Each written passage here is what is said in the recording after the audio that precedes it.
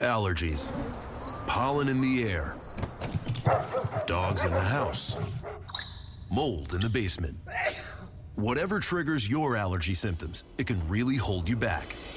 Break through with Allegra 5-in-1 Relief. Allegra works fast, won't make you drowsy, provides 24-hour multi-symptom relief, and it's effective every day. Break through allergies with Allegra.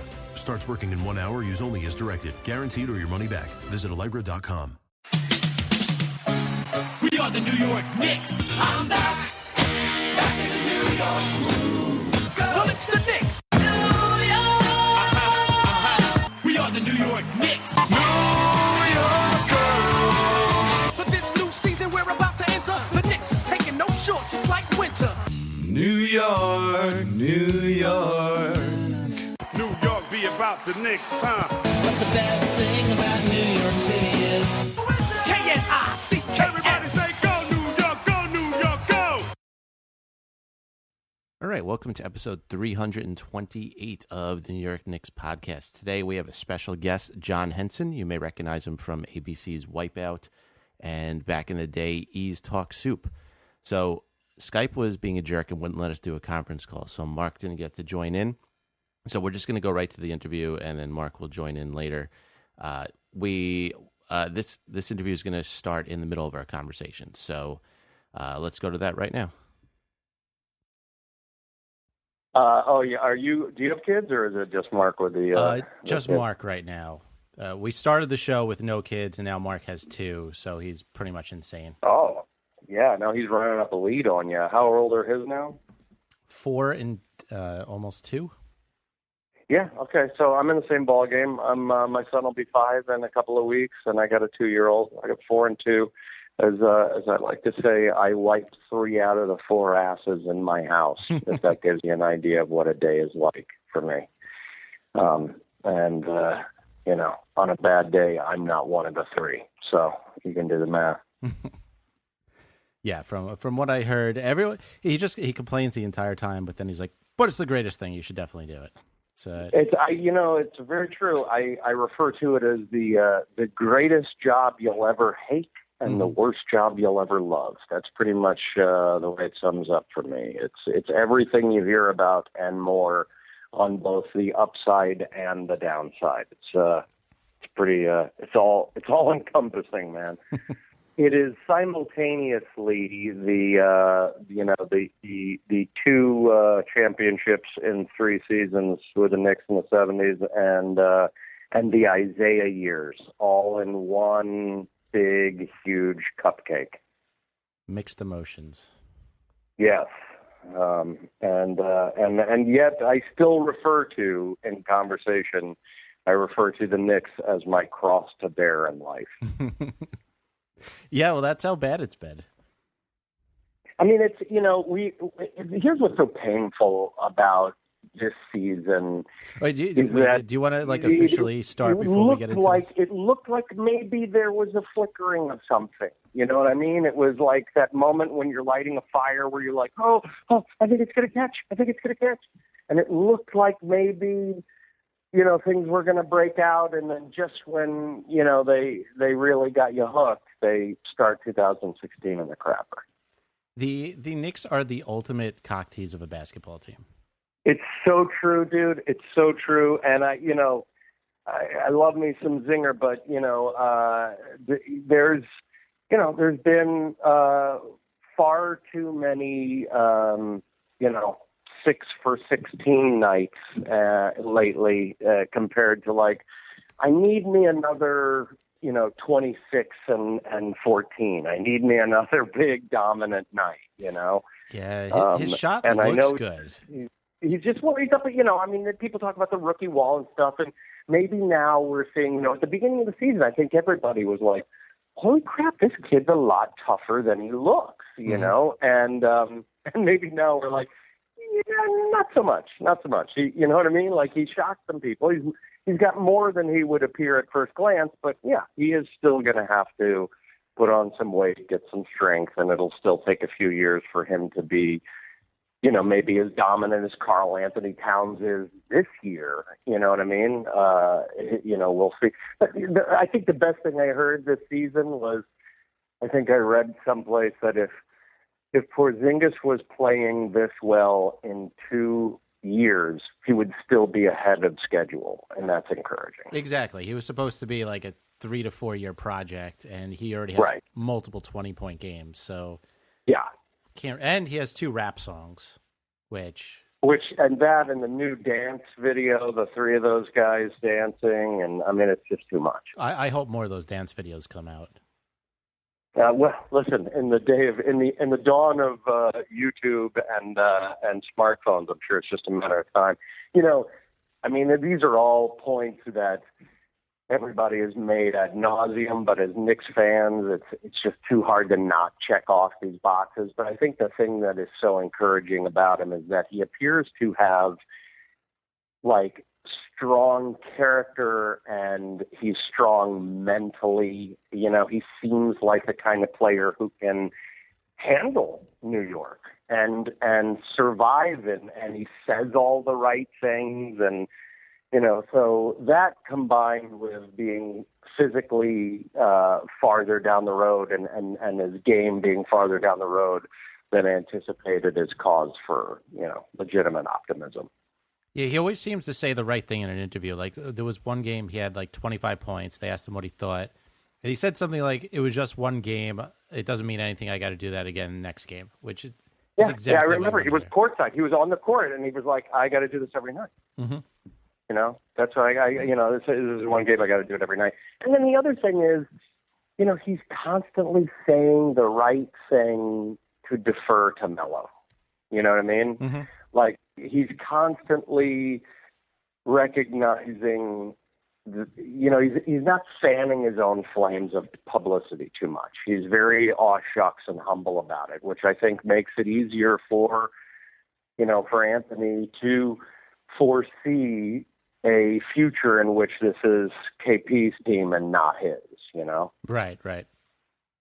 Now, if we could get more than one young asset, that would be nice. Yeah, I mean,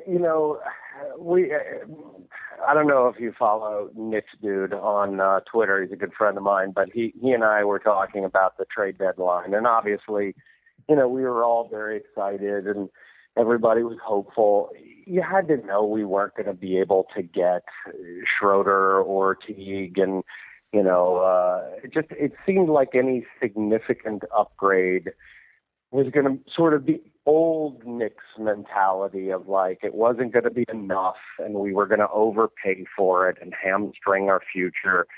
And I think one of the few things that you can really concretely say about Phil that he's gotten right is that he's been patient. You know what I mean? And sometimes not making a mistake is the biggest win you can have. And let's hope, you pretty much, I think if you can't lure at least one significant free agent acquisition this summer, then you got to think about asking Melo if he wants to opt out, because otherwise you're just, it's not fair to him. Yeah. No, I agree. I think it seems to me that Phil has made it a point to not trade any more draft picks, which is great, because I forgot how much fun it was actually looking at prospects and thinking, hey, we could actually draft somebody this year. Yeah. And then you're back to this year where you're like, oh, well, I guess that whole part of the season is, kind of a waste of time. Yeah, we don't have that next year. But, he did that.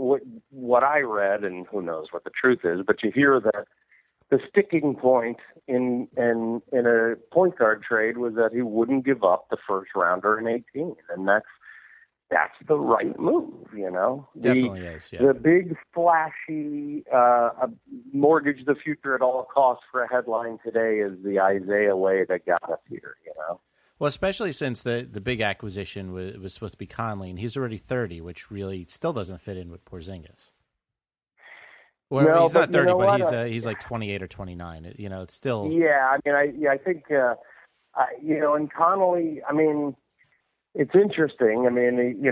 He he seems very much to be, those guys in Memphis buy into that team. You know what I mean? They're like the guys in Memphis, the guys in Oklahoma City, they're into being small market guys, and they bought into that band of brothers. It's us versus the world thing. And Conley seems to be that guy, but he also wants to get paid. And, you know, I think those guys in Memphis are in the gut check position of, like, you know, they're like in Atlanta, like it's a time to break up the core. You know what I mean? Mm-hmm.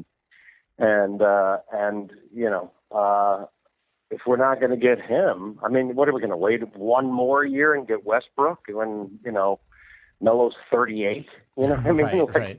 You know, you can't wait that long. Yeah, I feel like there's got to be a point guard out there that's in his early to mid 20s. That you got to line it up with Porzingis. Like, you can't have the guy being on the down part of his career when Porzingis is peaking. Right.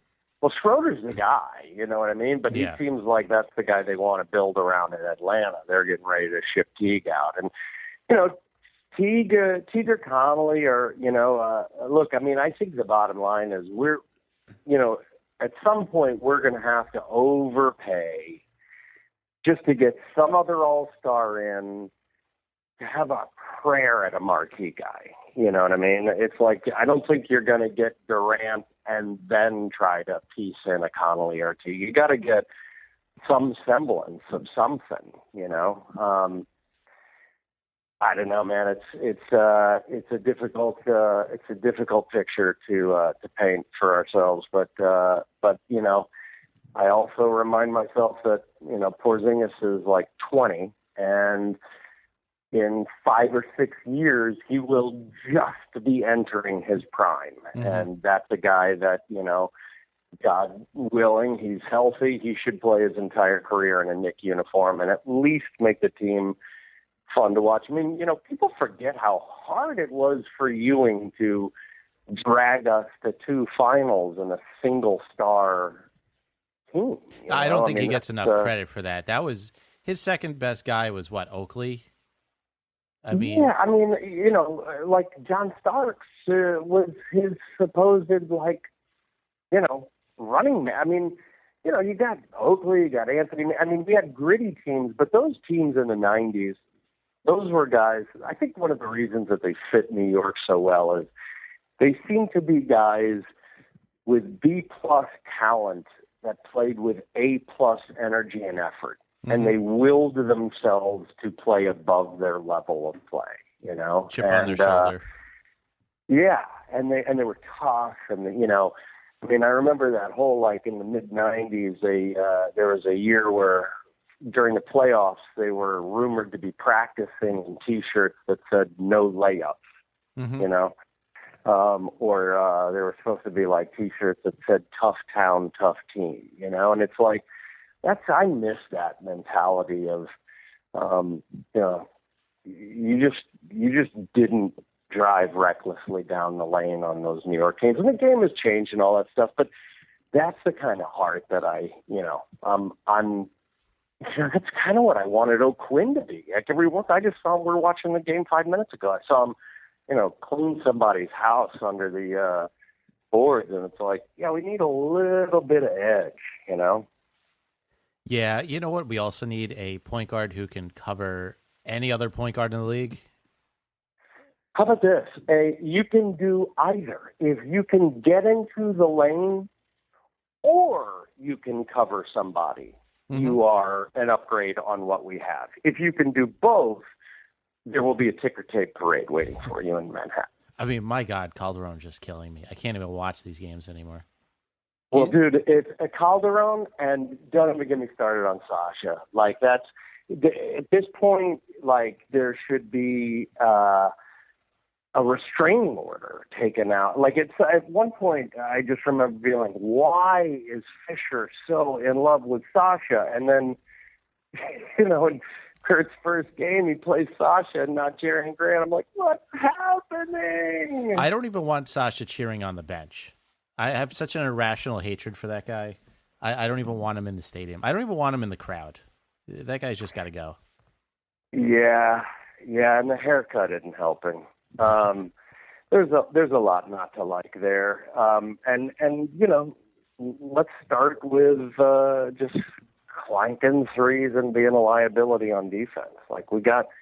I would just rather burn our young guys. Let's just see what happens with Gallo and Grant and let them, when Sasha's not going to surprise anybody. He's not going to turn into something else. And maybe those guys with a little more floor time will. That's the weird thing. It's not like Sasha's playing well where you can say, well, we want to make the playoffs and Grant will make us worse. Sasha's shooting like 20% from three, and he doesn't cover anybody. So I don't understand the rationale in giving him 20 minutes a game. Agreed. In fairness, I feel like it was there for Grant to take. He got caught without a jumper. He had a few games early this season where people were closing out on him and he was driving by him, and then all of a sudden everybody figured out that you could lag 5 feet off of him and he can't do anything, Yeah. And that, he's got good size and speed and physicality. He can play defense reasonably well, but that guy needs to spend the summer shooting 2,000 jump shots a day and come back being able to hit a 17-footer, Yeah, that'll definitely be huge. But, I mean, if he's playing defense, he's already doing more than Sasha's doing. Without question. And then, the other whole aspect of the Knicks world right now is I'm enamored of Phil. I fear the triangle like a caveman fears fire. I know that it is difficult to achieve and that a lot of people get burned using it, and, when I see somebody like Rambis's coaching record or Brian Shaw's coaching record, essentially anyone who's ever really tried to exclusively run the triangle but Phil, we all make fun of the Phil coaching shrub as opposed to the Popovich coaching tree, but I would really like to see some moments where we can all point to very clearly and go, well, that's the triangle clicking. Look at how it's paying off. Yeah. I'm worried that the triangle is built to get long twos, and that's just an outdated system at this point. Right. Yeah, exactly. Now, I mean, there are aspects of it, when everybody talks about the ball movement and the cutting, I mean, yeah, that all sounds great. But like you said, if it's 5 passes for a toss-up as to who takes a jump shot 1.5 feet inside the 3-point line, I just don't see us becoming a dominant team that way. Yeah. So you're saying there's a lot of holes. Well, I mean, look, I'm hopeful, but I've met Kurt Rambis, and he's a nice guy. But, part of me, that the part of me that was worried about him succeeding was extinguished in his first 2 games. But part of me was like, oh dear God, don't make a solid run at the playoffs and just miss, but it's enough for somebody to lock Rambis into a 3-year, $21 million deal. I just don't know that guy is the answer, nor do I think Brian Shaw is the answer. I mean, I think both of those guys have some really sketchy aspects to their coaching history. And I'd like to, everybody wrote about it, and it's true. It's like, oh yeah, Thibodeau would be the perfect guy.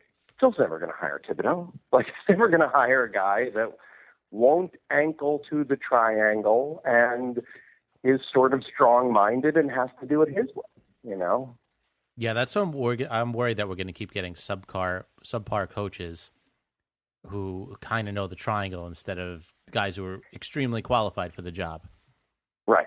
And apparently Van Gundy and Phil hate each other, and That's another guy that I loved. Obviously, Van Gundy's got some history with Dolan, but like when I look at the guys that are available, that makes sense to me. I think we're never going to get those guys because they just don't. They're not Phil's guys, and I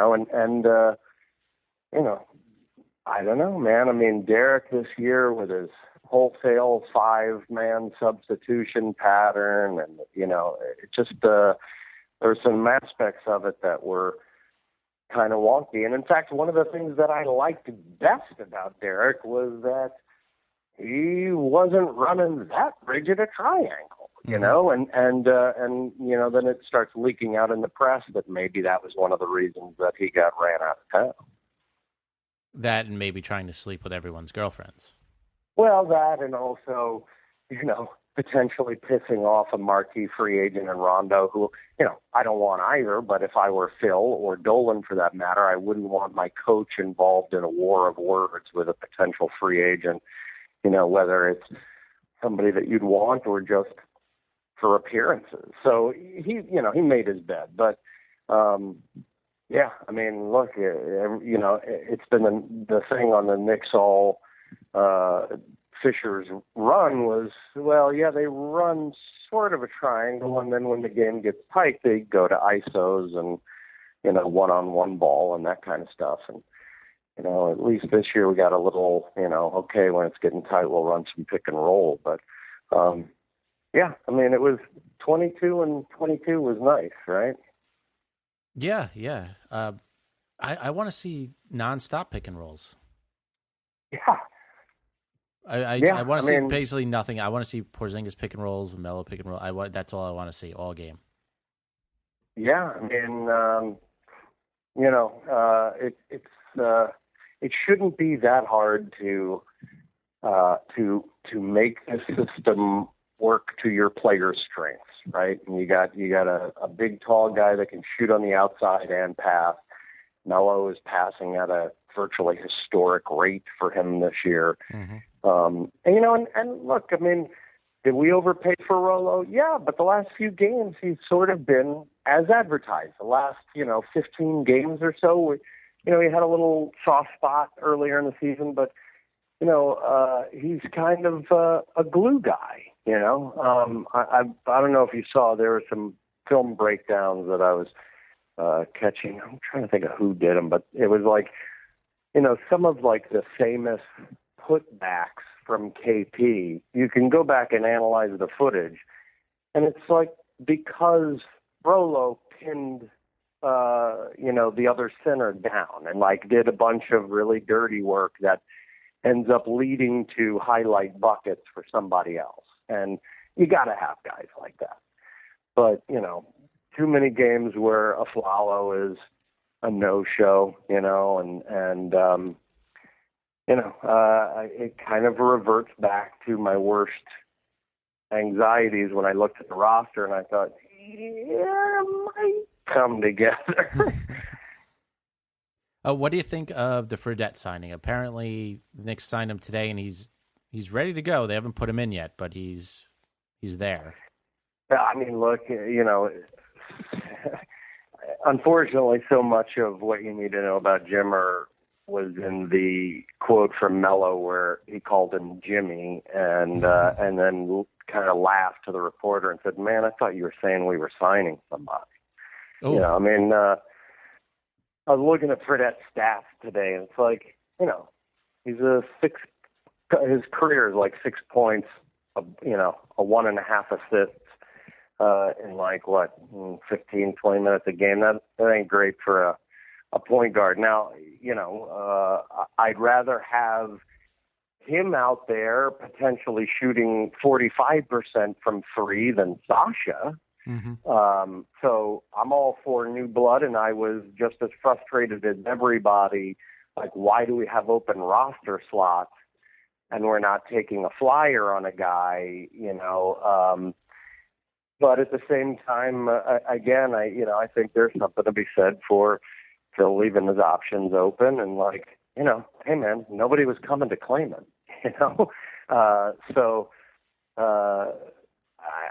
I don't think we're about to see, Linsanity with Jimmer Fredette, but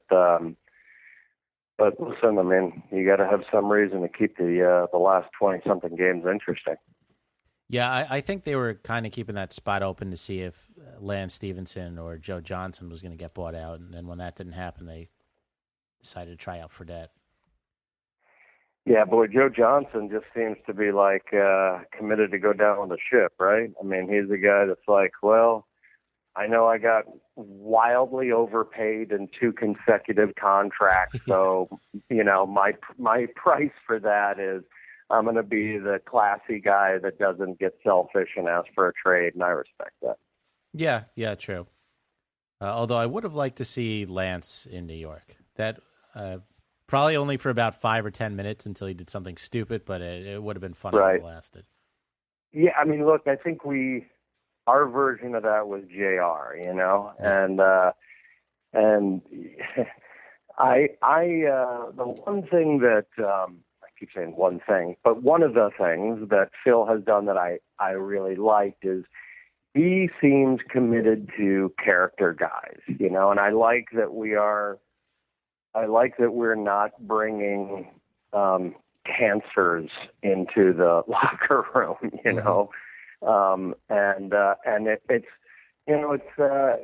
it's worth a slow play if it means that we can get, somebody like, again, we've talked about his age, but Conley seems like a character guy. Those are the kind of, if it's not him or a guy younger than him, I want to see guys that seem like they're good teammates. You're never reading about them in a nightclub or, we got to see whether or not Derrick Williams opts in and Flalo opts in. Oh, I hope not. We know Calderon's opting in, right? Or is he guaranteed for next year? I can't. He's guaranteed, and it's like, I guess with the cap going up, 7.5 isn't bad, but 7.5 looks pretty brutal right now. Look, dude, the thing that I keep saying about Calderon is I love him coming off the bench.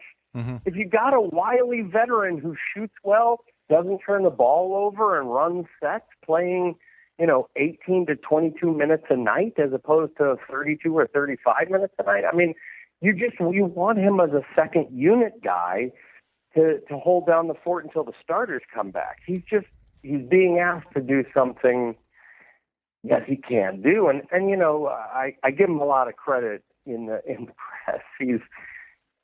He's acknowledged, like, look, I've lost a step, and I know Knicks fans want me out of town. I'm doing the best I can, You got to give him some respect for that. But, God, man, just love to see him on the second unit. The problem is our second unit isn't really a first unit type of group either.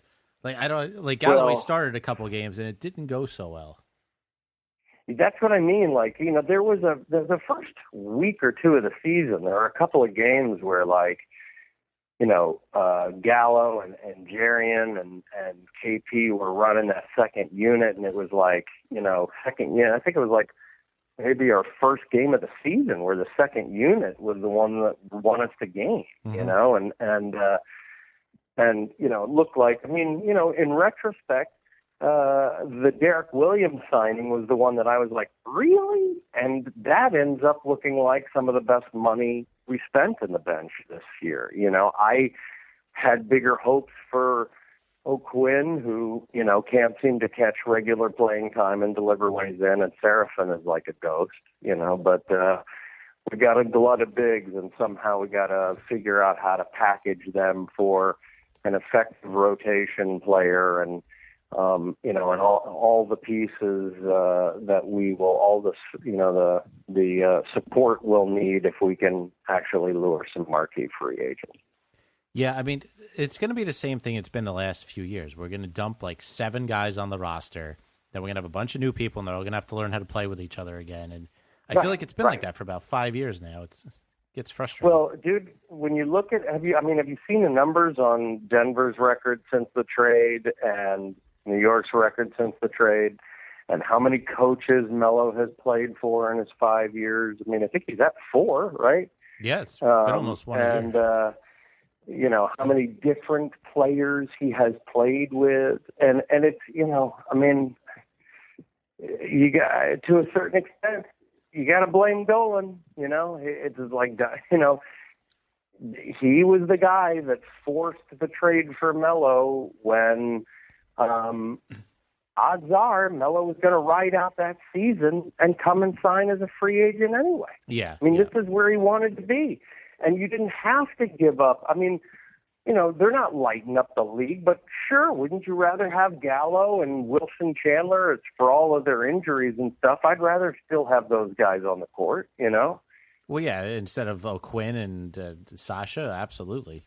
Exactly. I mean, of course, Mozgov has come back down to earth after his, becoming Icarus last postseason. I mean, flying too close to the sun. I was happy for him, but I was also getting really frustrated. Like, we couldn't have hung on to this guy. He's getting like 20-10 in a playoff game, and then this season, I'm like, oh, I see why we got rid of him. Yeah. You got to feel for. I mean, you look at this rookie class, and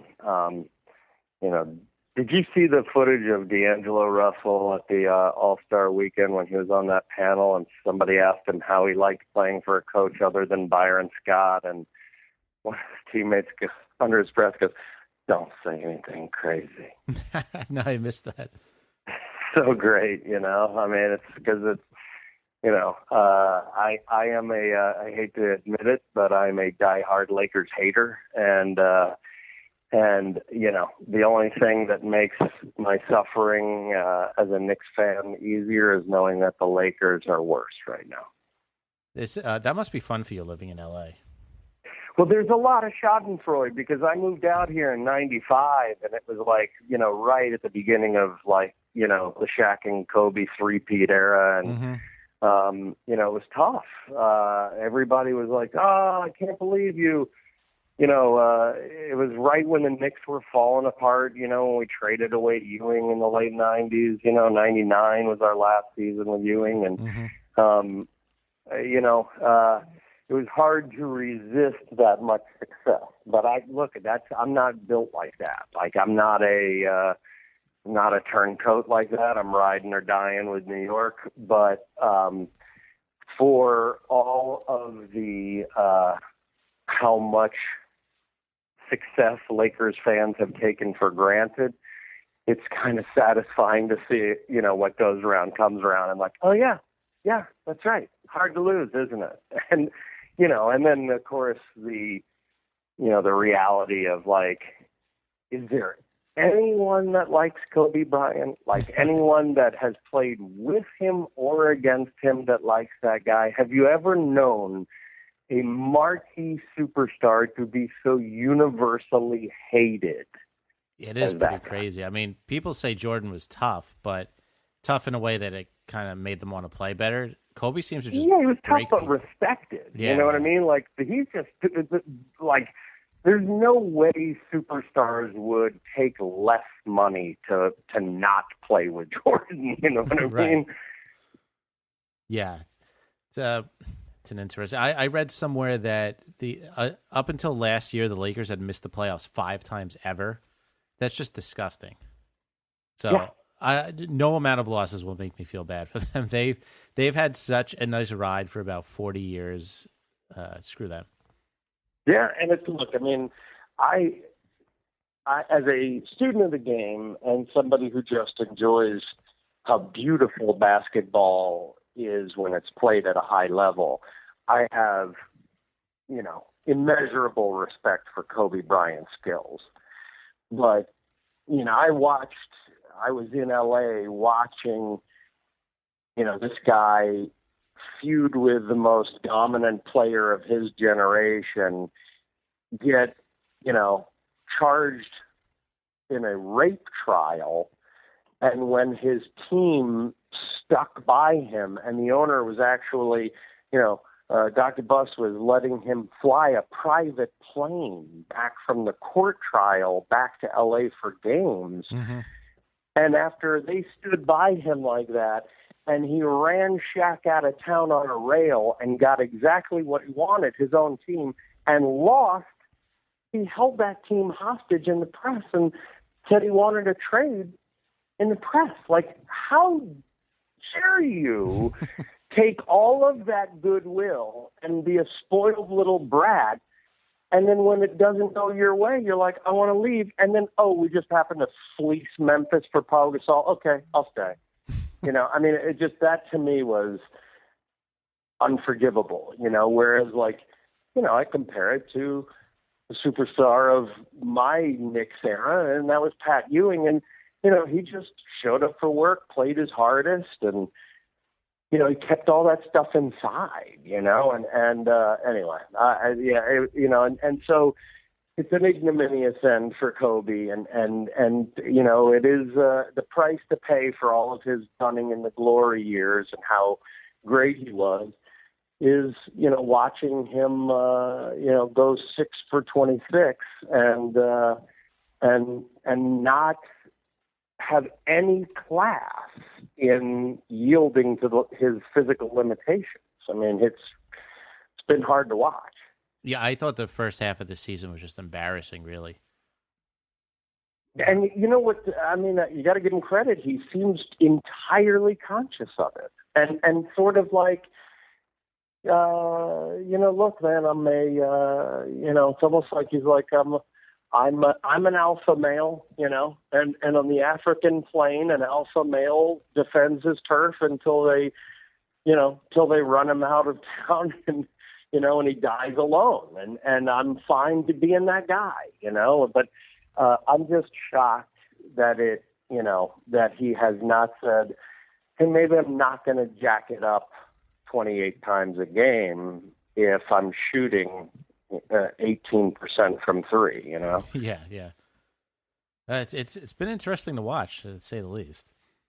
Do you get to go to games a lot over there? There haven't been a whole lot of highlights in this farewell Kobe tour, No, there's definitely not. Do you get to go to games a lot over there?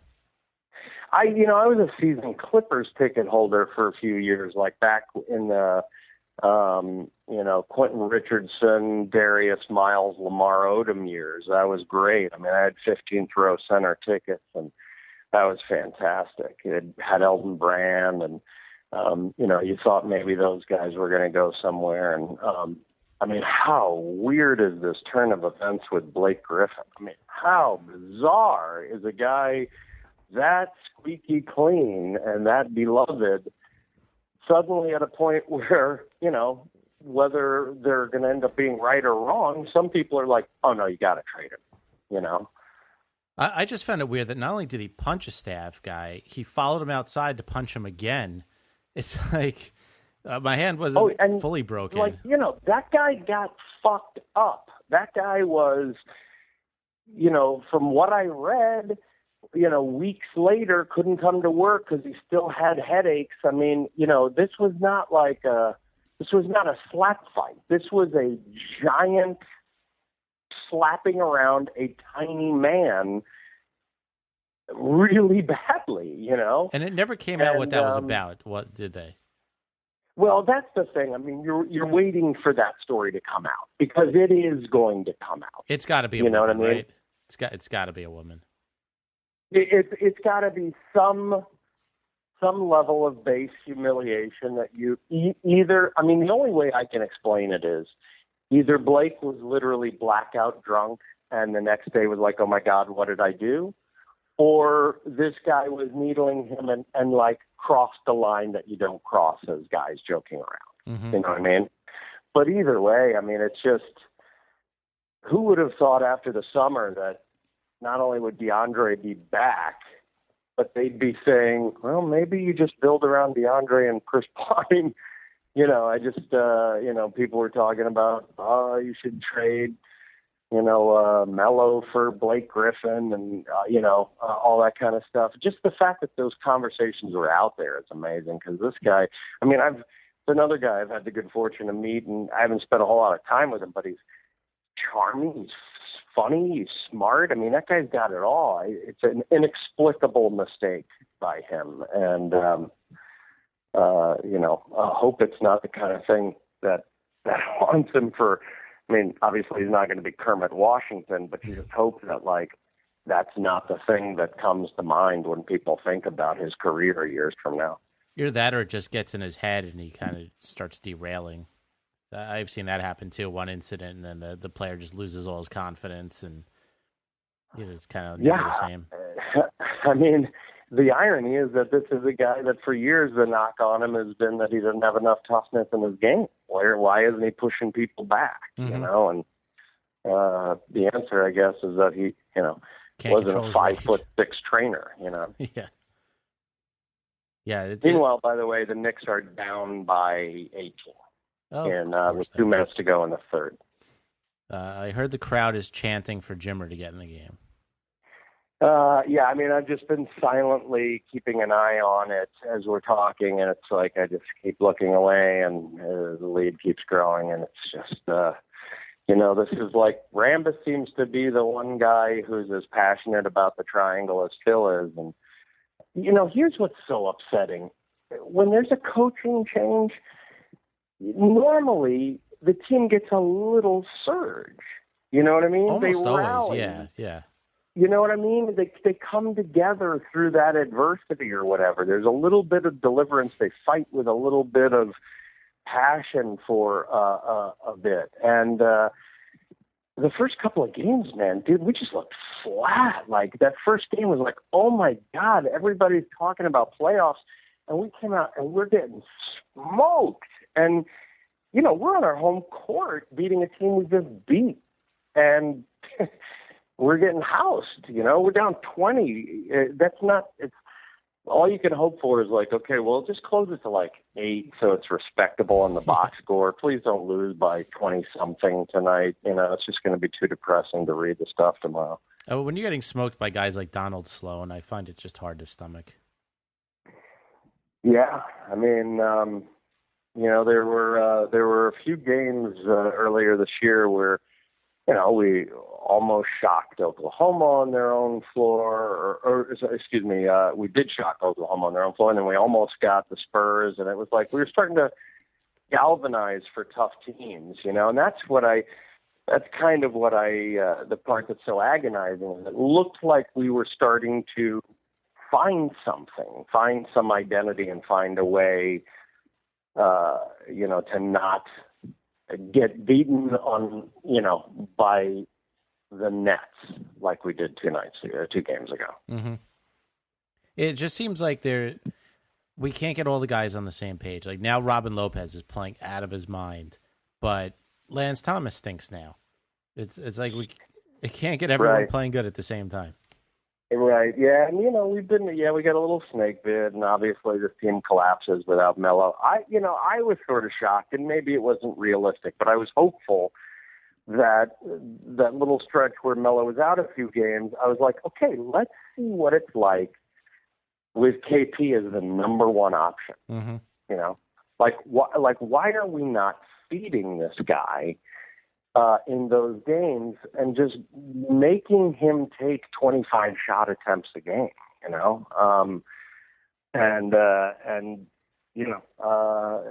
guess, that we were starting to see the defenses can kind of key in on him when he is the number one option. And those are things that'll hopefully begin to change when he gets a little strength, in his lower body and his upper body for that matter. But,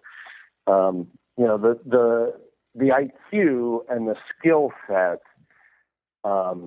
doesn't take qualitative steps forward as often as physical strength and maturity. And he's so young that you got to think, his game is going to stay more constant than his body, which hopefully he will grow into. Yeah. I mean, I'm confident this guy's going to be really, really good. I mean, he's like we said before, he's already 3-4 years ahead of where we thought he'd be. The form of his shot looks really good. I mean, I know it's not hitting right now, but it's not. Well, he's been front rimming shots for weeks. I mean, he started front rimming shots in December.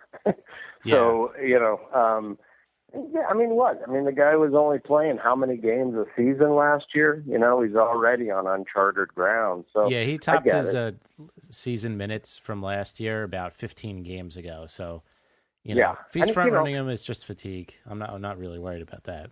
There was that game where Melo was out and KP was out with like an upper respiratory thing, and I know he had made a saying like he wanted to play all 82 games this year, but I was like, oh, he's gonna get some rest. His legs have looked a little tired. He had like 3 or 4 days off. It came out like his first 3 or 4 shots were short, and I'm like, God damn it, kid, you're supposed to be icing your legs and sleeping 14 hours a day, you know? He's too busy having dance competitions. But yeah, I don't know. I mean, or sleeping on his custom-made 11-foot bed or whatever it is. Apparently, Kaminsky challenged him to a dance competition. That might be the greatest moment in NBA history if this happens. That's pay-per-view stuff right there. Yeah. So I don't know. What do you? How do you feel about the rest of this season? You think we'll make a playoff push? Or no, I mean we're not gonna. Look, we were mathematically. We're on mathematical life support. I mean, I think we were at a point where. What do we got to go 19-5 the rest of the way or something to have a shot at it? I mean, that's ridiculous. So, and there's, unfortunately no upside to tanking. So I think you got to say soon, you got to start thinking about conserving Melo's knees. If this knee tendonitis thing is real, there's no reason to be. I mean, that's one reason to not hire Thibodeau, right? Is he's going to burn Melo out in 2 seasons. So, if we're not going anywhere, let him play enough that, he gets to see who he likes playing with. But I don't see any reason to wear him down. And then let's get some young guys some run and try to develop them. And I just kind of I found this trade deadline very unsatisfying. Everybody was saying it feels like something big's going to happen. It feels like, I can't believe Dwight didn't move. I can't believe, I think Dwight can't believe Dwight didn't move. I mean, well, they're in a nightmare in Houston right now. That trade just got voided, right? They didn't. The health. The guy didn't clear his physical, and so now they got, there's 3 guys on their team. They got 1 guy coming back that they tried to trade, and or did trade, so to speak, and then you got Patrick Beverly and Dwight, and who else were they shopping? I mean, what's his name? The drunk point guard. Ty Lawson. They were trying to give him Ty Lawson. So they're dangling all 3 of these dudes. And, boy, I mean, that's a team that looked like they were potentially going to come together. That's a painful little 2-step for a team to go from making it to the Western Conference Finals to good Lord, how do we nuke this thing? And you got to think, I mean, is Dwight going to walk again? That guy's, boy, he wants max money. Who's going to give that dude max money? I think he definitely wants to walk, but yeah, you got to be insane to give the guy max money. He peaked about 5 years ago. I mean, Prokhorov, like a Prokhorov, you know what I mean? Like he's getting somebody like Brooklyn, they might, that guy's printing money. He might be dumb enough to say, look, let's bring him in, and then I'll stretch provision him in 2 seasons. Right, sell some tickets. But yeah, I mean, I don't know. His he doesn't want to be what he is. He wants to be an offensive option, and he's just not. He's never developed a real good post game. His footwork is bad. He his these sort of awkward hooks of his, and he wanted, that's the one reason he didn't want to be a Laker. He didn't want Kobe Bryant yelling at him, and he wanted to take more than 7 shots a game. And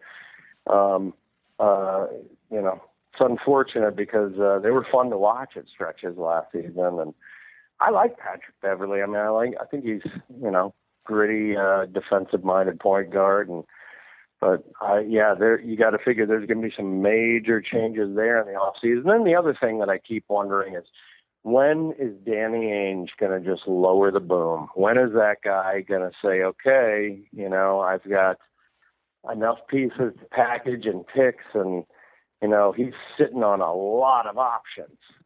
Yeah, I think he probably tried to get a Blake and Kevin Love. Maybe their offering price was still a little bit too high.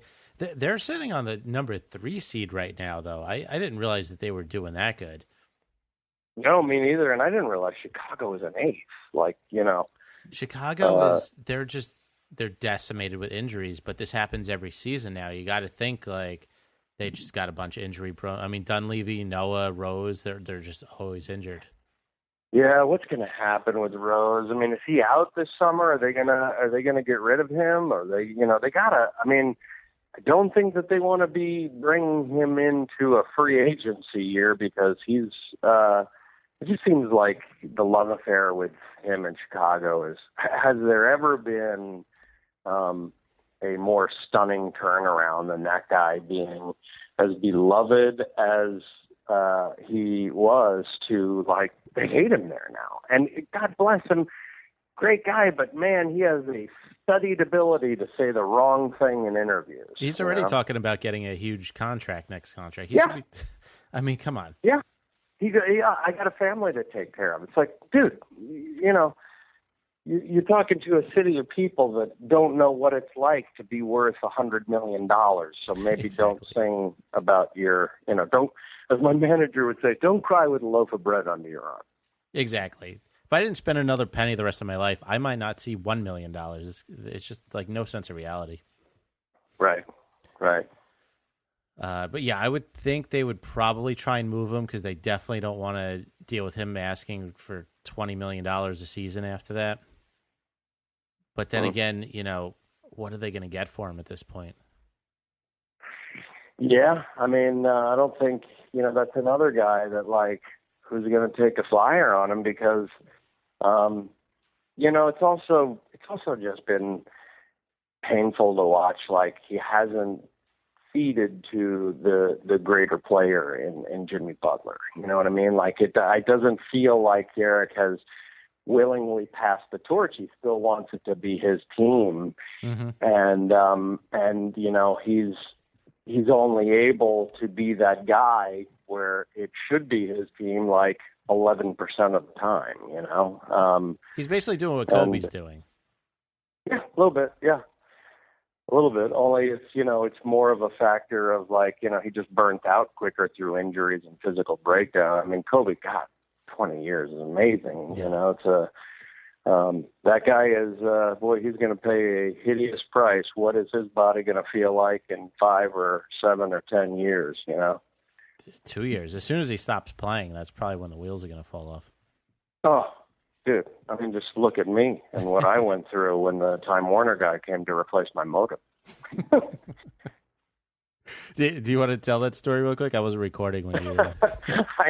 I tore the meniscus in my right knee, crouching down to show the Time Warner guy where my modem goes. And I think the public knows how freakishly athletic I am. So if it can happen to me, it can happen to anybody.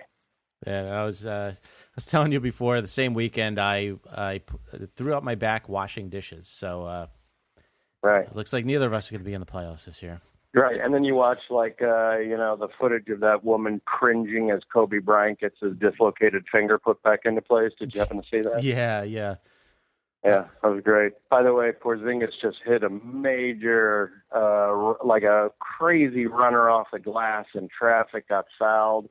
Knicks are down 16 with him shooting a free throw now, and I think there's 5-6 minutes left. So just enough time to break. Oh no, 8 minutes. We can. We can make just enough of a run to make this hurt even worse. Yeah, we call that a Knicks comeback when they go from 20 down to maybe 5 or 6 and then lose. Well, or we've done this a few times, which is like, we're down 20, we come back, take a 1-point lead with 90 seconds to go, and then lose by 5. Like, it's just like, oh, dude. Then just start dribbling the ball off their feet. It looks like the Washington Generals for the last minute of the game. Right. And then Melo gets killed in the press for missing a 3, Yeah. He, I got to say, he can't win, you know what I mean? New York is, I think New York realizes in retrospect that they did Ewing wrong. Mm-hmm. And a lot of, you hear a lot of chatter online and stuff. Oh, trade Melo, he's the problem or whatever. Dude, we're lucky to have Melo. We are lucky to have him. And the moment he's gone, people will be sad. So I do think he's damned if he do, damned if he doesn't, Well, right now, Calderon, Vujicic, and Galloway are combined 0 for 6 for 0 points. So, excellent. Where's Jimmer? No Jimmer. This is. I used to have a bit in my stand-up act where I'd say, if I was an NBA owner, I would draft Curly Neal just on the off chance that he could punt a ball 3/4 court and win a game. You know what I mean? Like. Yeah. Just waiting to hear that, 2 seconds left on the clock. Knicks are down by 2. Curly Neal checking into the game, and you've got to think they're going to go to him in this situation. It's the type of thing he's made for. That is, for those of you who don't know, that's a Harlem Globetrotter. That's right, man. By the way, what did you think of the dunk competition this year? Best one I can remember. That was. I also think Gordon got completely robbed. Oh, without question. I mean, it's kind of shocking when the losing player is rumored to have the greatest dunk of all time. Right. Exactly. I mean, that's shocking. I was obviously excited when Nate Robinson won for the Knicks, those years, and I thought he did some pretty spectacular things for his size. I mean, those were Spud Webb-worthy moments. Mm-hmm. Even the Dwight Howard, Superman dunk was pretty spectacular. But that dunk where he just appeared to sit on the mascot's head and take the ball under his ass and that's just unbelievable, But then if you go online, how many times have you gone down a YouTube rabbit hole and seen one of these videos here are 50 dunks that have never been done in an NBA dunk competition. And, there's dudes you've never heard of just throwing down ridiculous circus dunks. Yeah. I thought Gordon had probably the top 3 dunks of the night. And Levine just kept doing granted, it's a great dunking from the free throw line, but he did it 3 times in a row. Yeah, and you know what, dude? I hate to be this is total beggars can't be choosers. It's time for somebody to take off before the free throw line. Because sometimes you see these guys take off a half a foot inside the free throw line and make it easy. Yeah. You know what I mean?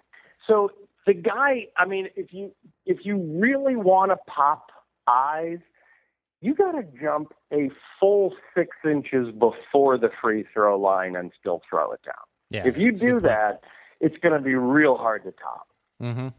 Yeah, then I could see giving them the points for that. I don't know.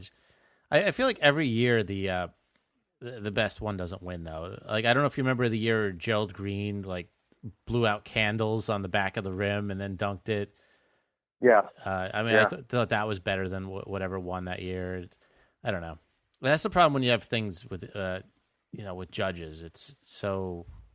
Yeah, and whatever you do, don't get Steve Nash to try to kick you an alley-oop. Oh God, that was pretty lame. By the way, when did Steve Nash turn into Zayn from One Direction? Did you see the way he was dressed in skinny jeans and his haircut was? I was like, what happened to Steve Nash? Did he turn into a 21-year-old Canadian pop singer? What happened?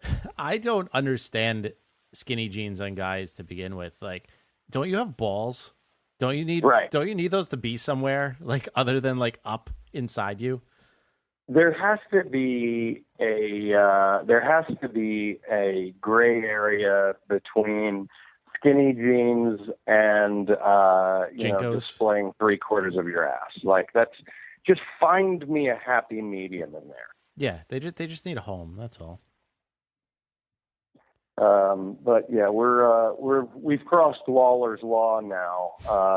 Toronto is at 100. You know, Ralph Lawler had the famous quote, "First team to 100 always wins," and it's normally true. Of course, you could also point to the first team to win, to be winning by 16 points with under 6 minutes to go usually wins. That would also be that is valid. That is the Henson law. That's a valid point in this situation. But yeah, dude, I guess to circle it back around to the Knicks, I would really like to see a coherent game plan. Like, somebody needs to, aside from Durant coming, what is plan B? Like, you know, I know we want Durant, I know we want Connolly. We can only get those two guys if they're cool about it, and we have some other players opt out. And even then, you know, there's a good chance that you and I will be coming off the bench if they get those guys, because there'll be no money left. But I just, if we had a consensus of who the right coach was and who we were going after, you know, I mean, I was on my honeymoon when we were waiting for LeBron's decision. And I remember, like, we were getting ready to leave to come home from Bora Bora. And I made my wife, we were like risking being late for the plane because I wanted to see LeBron's decision. And I was, you know, that was probably the last time that New Yorkers really genuinely thought that we were, you know, that the cavalry was coming. Mm-hmm. And since then, I just feel a little jinxed. And you know, for all of his ills and the albatross of his contract, God bless Amari Stoudemire, man, because if he didn't come, we wouldn't have Melo. And that guy, for a half a season, was in the MVP race. You know, when he came, he was playing out of his mind until his body just wore out. Yeah, I mean, that first season he was here was ridiculous. He did seem to fall off a cliff right when the Phoenix coaching staff said he would, though.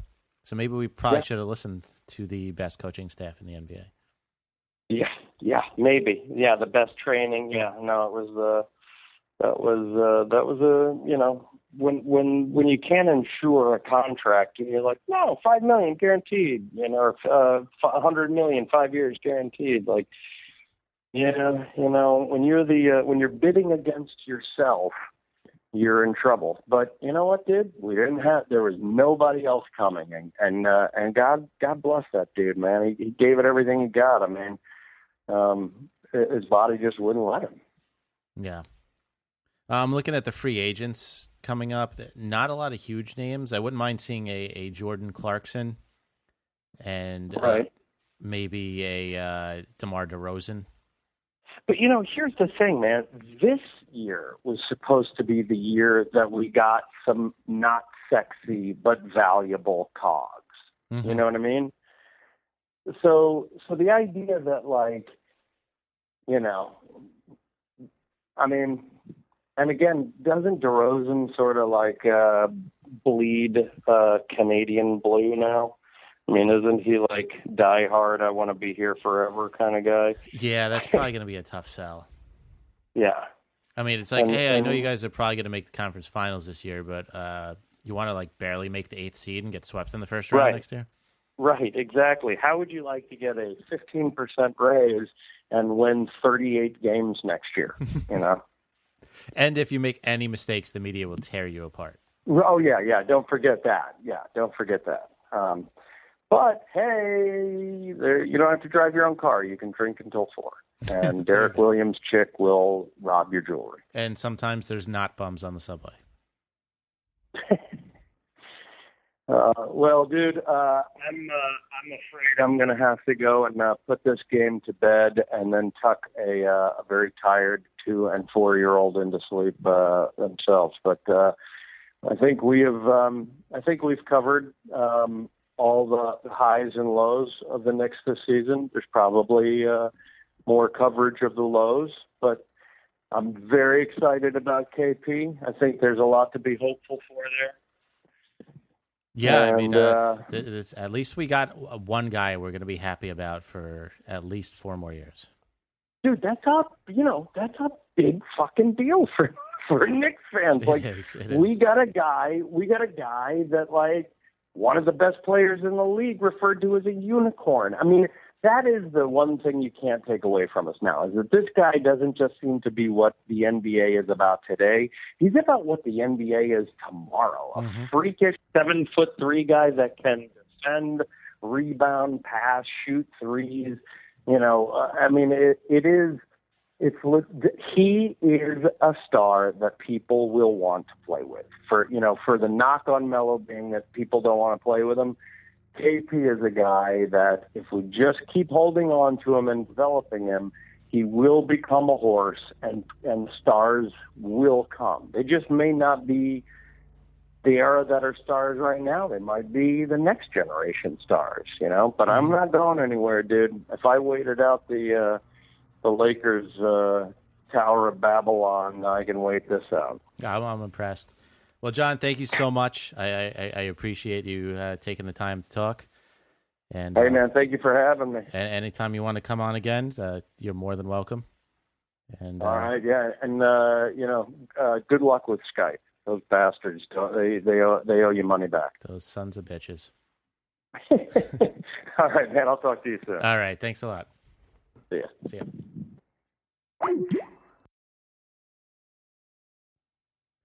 All right, and now we are back with Marc. Yes, I would have been on the segment with John Henson, but Jay decided to screw me over. Actually, Skype decided to screw you over. I don't know. Am I going to blame Skype? Who owns Skype? What, Google or something like that? I think so, yeah. Okay, so I'm going to blame the multi-billion-dollar company or Jay? I think I'm going to blame Jay. You know what? It's got to be because he has a private number, because I can add people now. Yeah. So Steven, our resident Raptor fan, just texted me. Check the score. Raptors raped the shitty Knicks. Ha ha ha. Knicks suck dick. That's actually a pretty accurate description. Right. Like, it's hard to troll us. I can't give him shit back because he's correct. Yeah, it's hard to troll us because we know they suck and they're terrible. So shit. While Jay was doing this interview, I was watching the game. It is awful. Holy crap.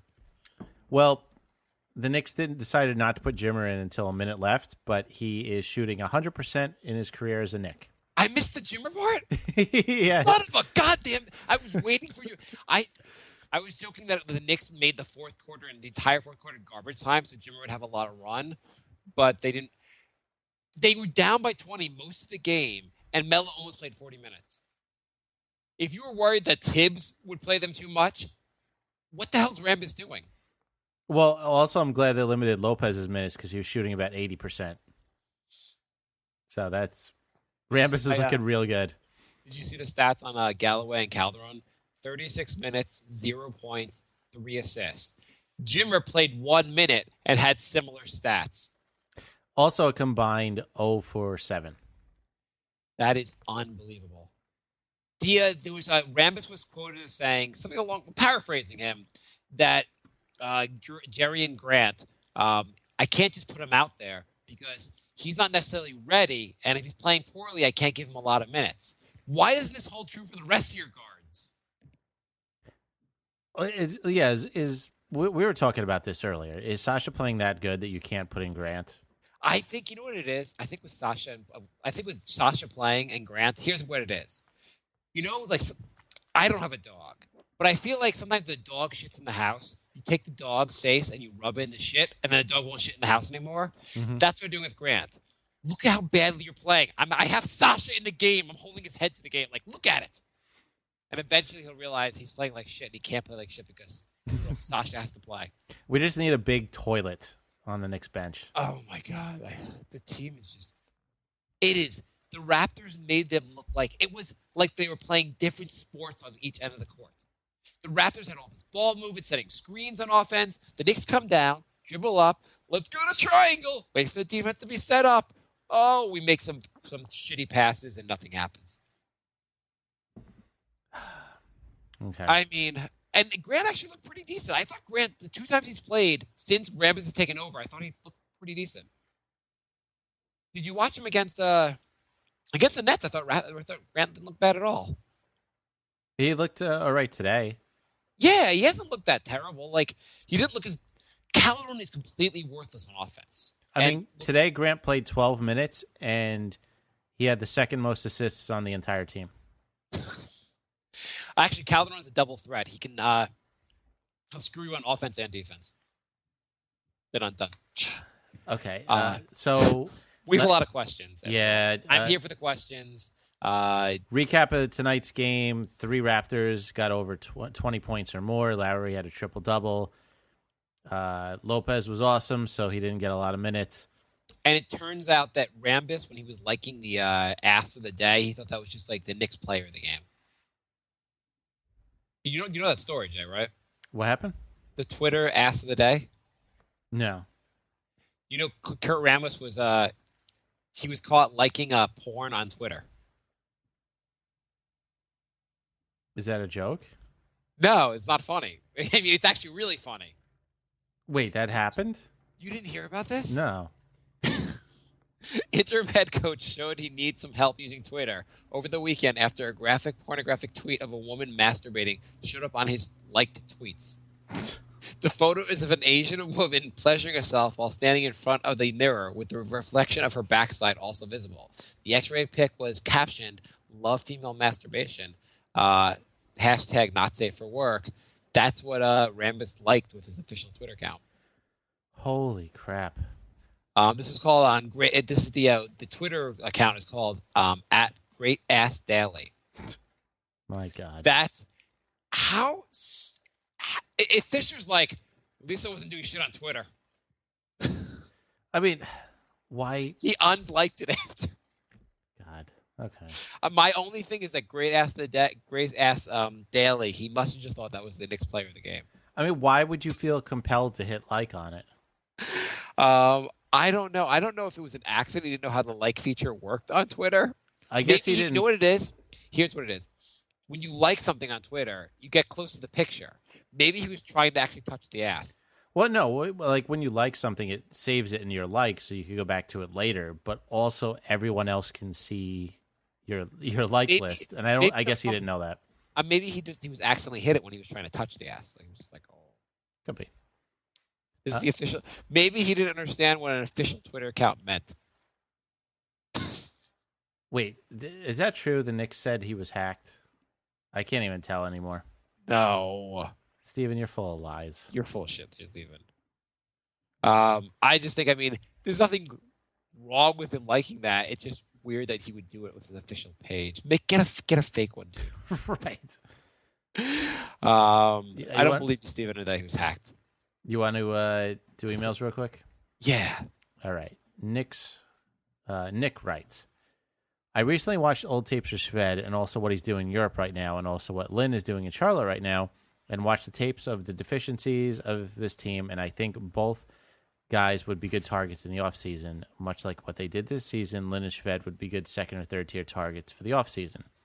The Knicks' only assets for trade are Galloway, D-Will, O'Quinn, and Calderon. I've also been watching what Jimmer's been doing. Well, we know Jimmer's on the team. Do you think there's a chance that like Dolan and Phil were having a conversation, and Dolan was like, "Yeah, you don't need guards anymore in the NBA," and Phil's like, "I'll prove you wrong." I don't know. I don't understand why this team it's so unbelievably deficient in guards. Jeremy Lin was out there for $2 million a year, said he wanted to be a Knick, and the Knicks were like, well, breakdown defenses? Why would we want that? Let's get another big. Okay, apparently Steven It's like he took Woodson's The East is Big. It's like gospel. Apparently Steven wasn't trolling us. The Knicks actually did article, say yeah. it was. Chris Rambis is seen as little more than a stopgap measure for the Knicks. Blah blah. The eagle-eyed Jack Moore over at GQ.com spotted Rambis's Twitter endorsement of how I. Where's it say that? But a Knicks spokesman told the Daily News on Monday that Rambis' account was either hacked or spam, pointing out that he also liked a money lending tweet when he did no such thing. Maybe he did like the money lending thing, and the Knicks had better excuses for Isaiah Thomas than they didn't. He was hacked. Nick also sent us a link about Tom Thibodeau coaching the triangle. Maybe Matt Barnes was actually trying to attack spam instead of Derek Fisher for hitting on his ex-wife. What were you saying? Nick also sent us a link of Tom Thibodeau coaching the triangle. Sweet. Can you tell us as a tweet of an actual Nick current coach or former coach doing the triangle? Because I haven't seen that one yet. Peter writes, have you seen this Brandon Jennings trade? The Magic traded Tobias Harris to get him and Ilyasova, who is also a solid player. The Knicks couldn't have done this. Maybe if we stopped focusing on getting Jeff Teague and only Jeff Teague, we could have gotten other solid point guards. What were they given for Jennings, though? What would we have given up? Yeah, I love your tweet. The Knicks still interested in guards. Prepared to offer garbage, trash. Willing to offer trash. I mean, we had not much. Our team is playing like crap, and our bench can't even do anything. Who wants our bench? Yeah, that's the thing. Tobias Harris is like a 20-point a game scorer, and he's like 23 years old. Yeah, Stupid Hair McGee hasn't done well in like 20 games. You guys want him? He has trade value. Kylo Quinn, we've made look worse than he looked in Orlando. He's got trade value. Also, Jennings might not be very good anymore, or ever. Yeah. I'm not so high on Jennings. I'd rather have Jimmy. I'd rather have Lynn. I'd rather just see what Jimmer can do. Get Tony Roten. Just sign someone else. Don't trade away assets anymore. At least right now, there's no reason to trade away assets when you can just try guys out for like 10-day contracts. Yeah. How bad could Jimmer possibly look? How much worse could he look than Calderon on defense? The only thing Jimmer could do worse on defense would literally give set alley oops for guys in the Raptors. Yeah, I know. How much worse could you possibly look on defense? As long as you're actually on the defensive end of the court, you're doing as much as Calderon. We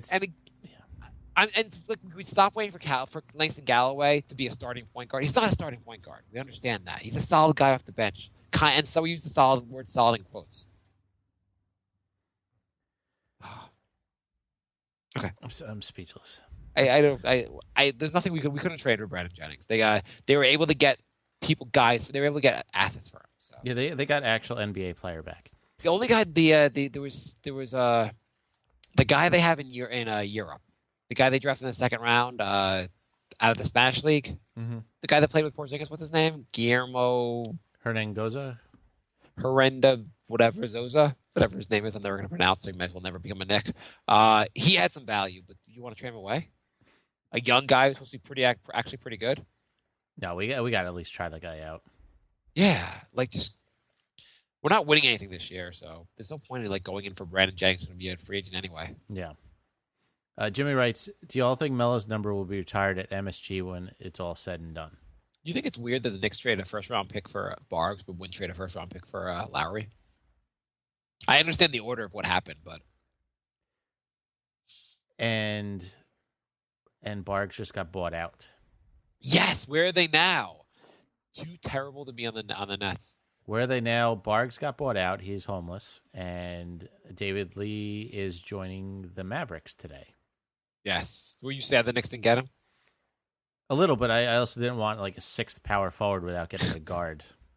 Do you think Bargs will be in the NBA next year? No. I'd be shocked. Yeah. Will Melo's number be retired in the rafters? Was that the question? Yeah, it is. The Knicks don't really retire that many numbers, right? Yeah, I don't see why. I don't think so. What's his name? The best way to look at it is what's his name from the 80s? What's Bernard King? Yeah, is King's number retired? Probably. I don't know. I have no idea. Stats guy. Stats guy. Let me look this up because that's pretty much it. Right. I mean, not the exact same player, but it's similar.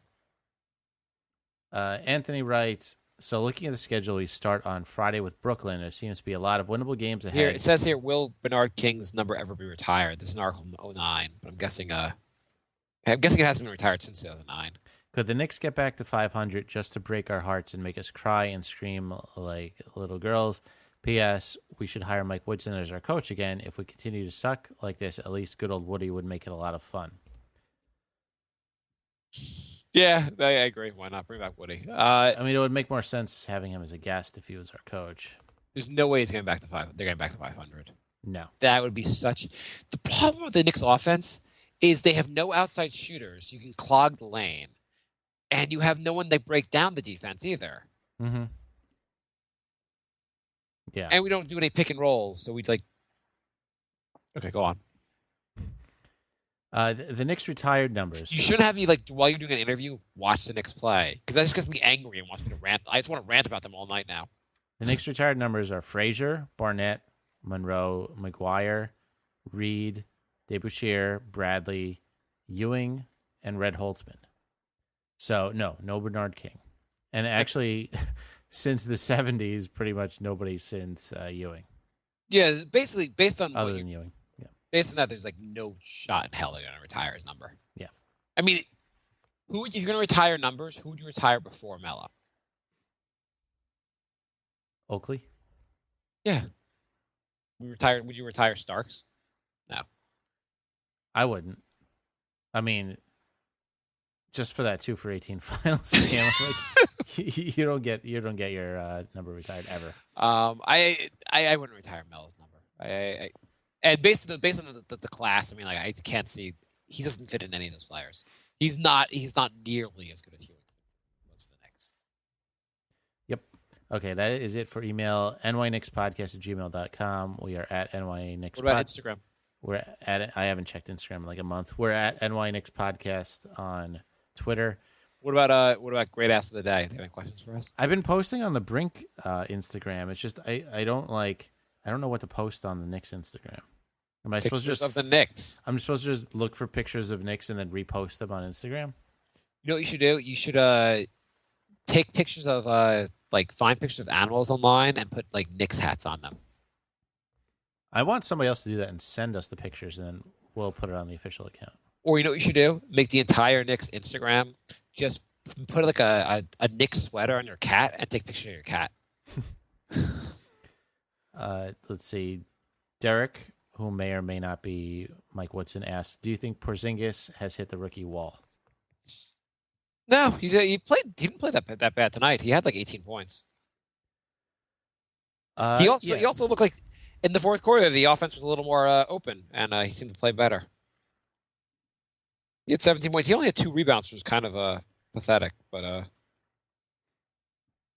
yeah, no, he didn't hit a rookie wall. It's just I don't know. He's going to have his ups and downs. He played great tonight. He played bad the night before. That's just the way it's going to be for him this season. Well, actually, the Knicks are truly a team in the sense that the entire team, with an act of solidarity with Porzingis, hit the wall together. Mm-hmm.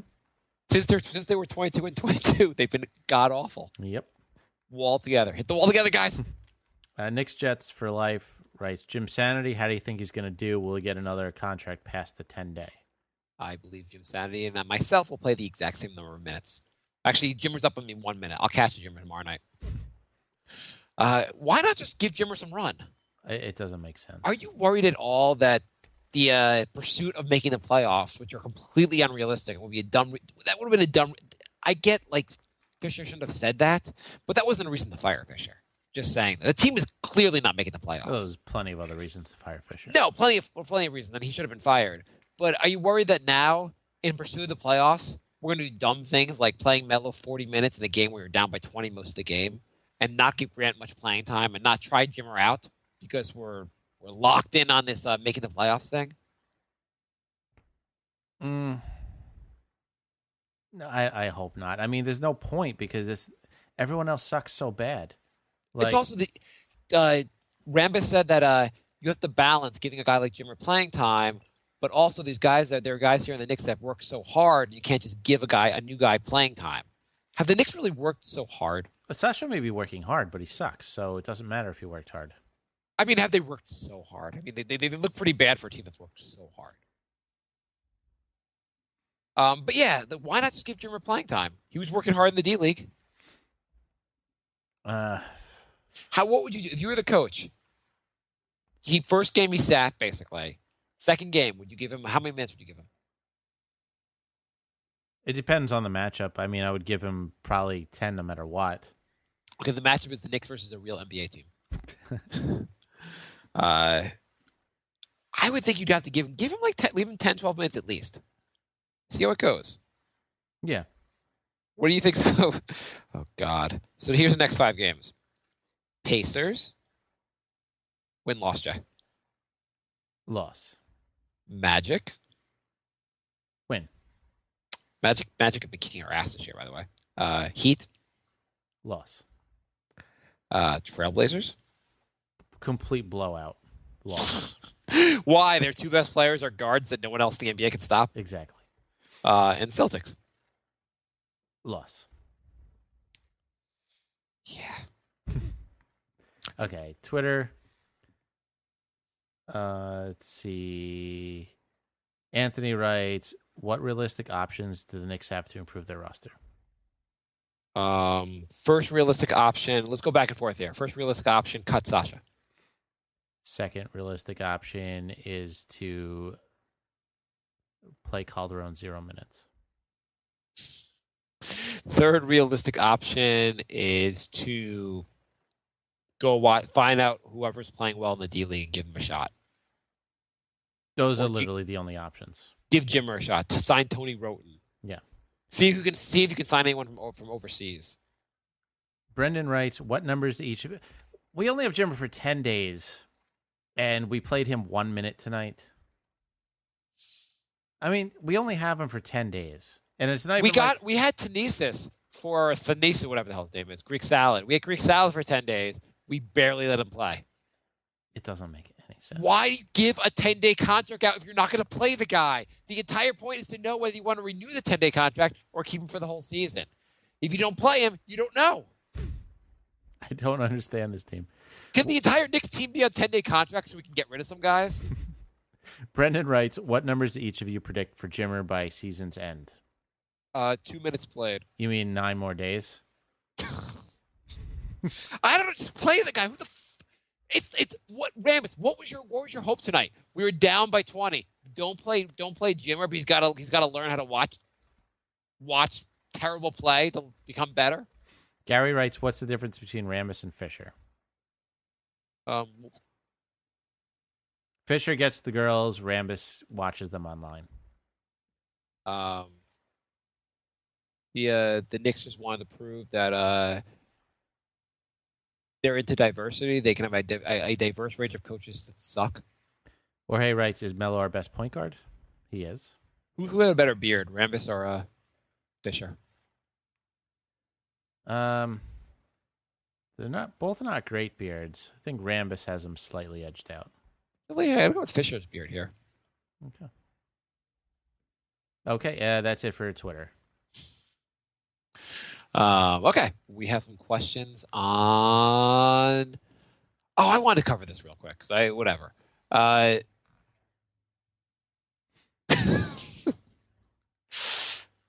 What are you laughing about? I made some notes of the game and I was looking at my notes. I was thinking that this trade deadline, we didn't really cover you guys must have covered the trade deadline. But the Knicks were supposed to be semi-active in the trade deadline. Mm-hmm. Do you think? I imagine Phil didn't make a lot of the calls. Do you think Phil had Steve Mills calling around, like the homeless guy gets in the subway and starts asking I don't have a home, I need money. Do you think that's basically what Steve Mills had to do? He was calling other teams. I don't have assets. Can you please give me a player? Hello? This is Steve Mills. Can I have a player? I have no home. Well, I mean, we were talking about how they said that the they were talking about Calderon's leadership qualities because they can't talk about his actual basketball skills. Yes. The like Calderon, he knows what music to put on for the party. Makes good mixtapes. Calderon, he could cook a mighty fine paella. You know, we got O'Quinn. He makes an excellent quiche. This is Steve Mills. I cannot. Can you spare some guys who can guard or distribute the ball? Did you know that Seraphin can beat Super Mario Brothers in record time? Maybe you should get him on your team so he can play that for your team. Did you know that Kyle O'Quinn has a Jose Canseco Donruss rookie card? He's willing to share. All right, let's get through these questions. Here's what I want to say also. I not to keep the show forever long, but this is what I find frustrating. The Cavaliers were able to absorb. Who did they get at the deadline? Channing Frye. Channing Frye, ex-Knick. Where are they now? Channing Frye making making Cleveland better. Maybe they're saying he might not pass the physical, and they might have to undo it. Oh, okay, whatever. So the Cleveland's payroll this year is $108 million. The Knicks are at $75 million.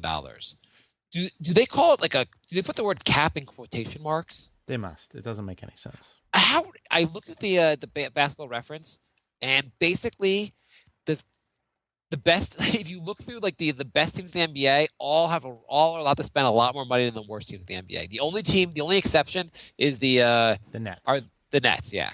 And they're 10th place in spending. But all the teams you look at, here are the top teams in spending. Cavaliers, Clippers, Thunder, Warriors, Rockets, Spurs, Bulls, Heat.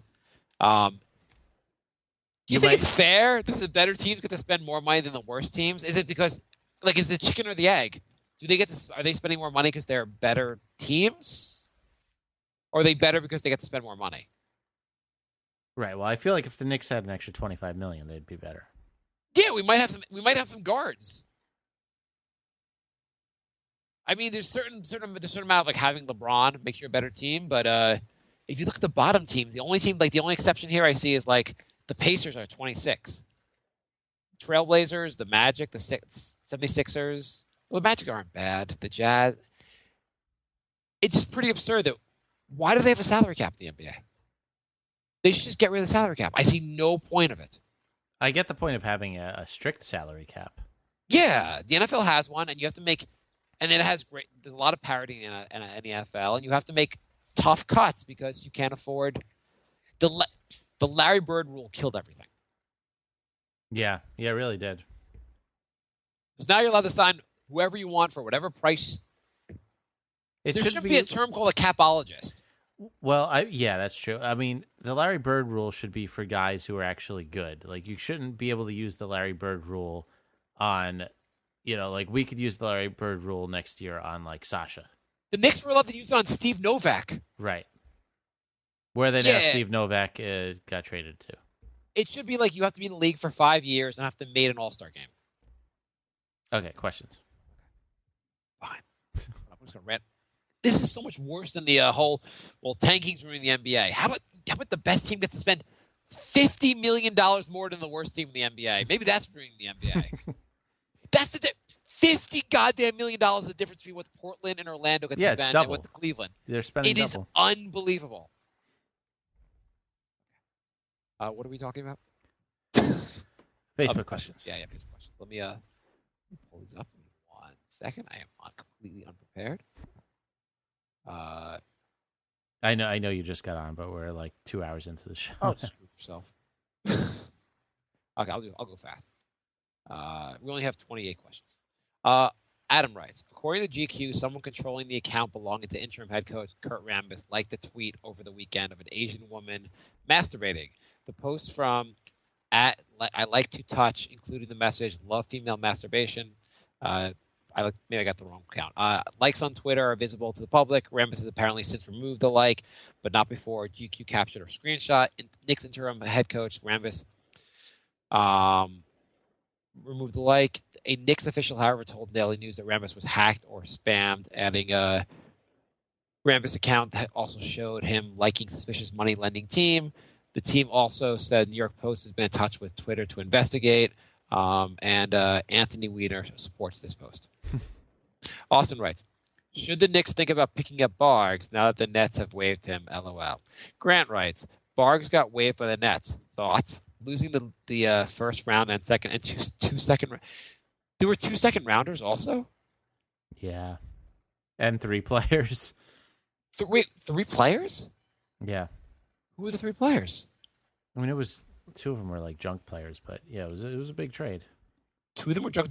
Barks was a junk player. Holy sh! I mean, what a goddamn!